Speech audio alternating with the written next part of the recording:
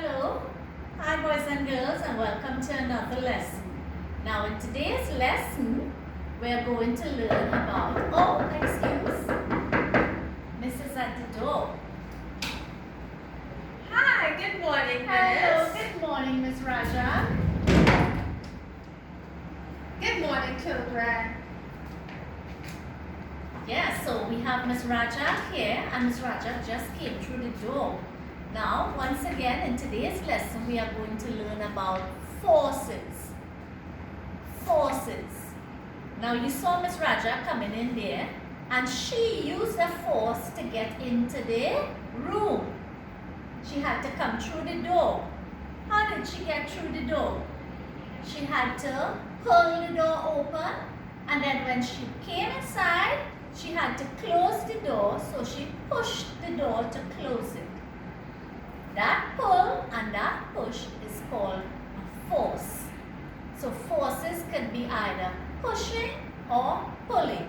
So we can have a push force or a pull force. The pull is to open and the push is to close.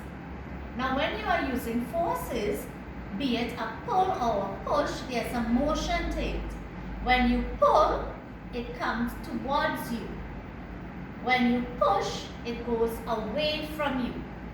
So when you're doing forces, you have to remember it could be a push going away from you or a pull that comes towards you. So we are going to look at other examples of forces, and we use forces every day in our daily situations. We apply it to most things that we do. So let's get some more examples of forces, be it push or pull. So we have here the fan.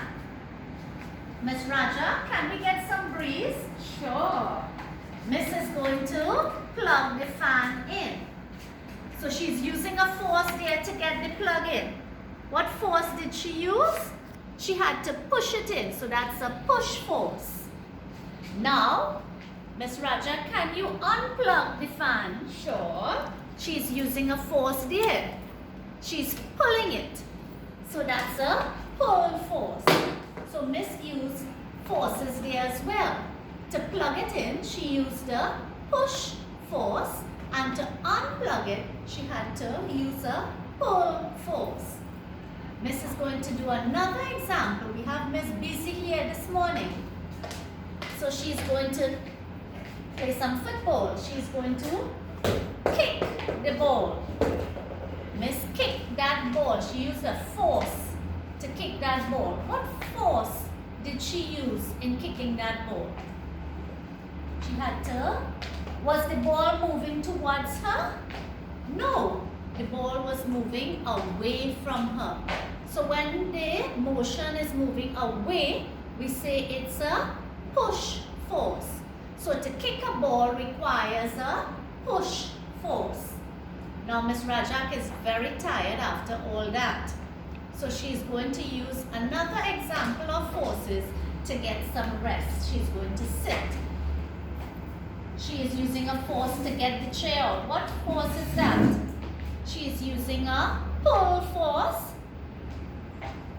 She sits down. Okay, Miss, that's enough rest. So Miss is well rested with that 2 minutes. Now she's going to use another force to get the chair back into where it was. She is using a push force. So, if the chair is coming towards me, I am using a pull force. If it's going away from me, it's a push force. Okay? So, we did today forces. Remember what I want you to remember. Forces can either be a push or a pull. When we push, we use a push force. The object moves away from us. When we use a pull force, it moves towards us. Okay, boys and girls, you're going to get other examples to do, and you can think of examples that you use every day when you are playing. Example, when you are pushing the trolley in the grocery, you use a push force. Okay? So, happy, you're going to get some examples in a worksheet and you're going to say if it's a push force or pull force. Okay, boys and girls? Bye.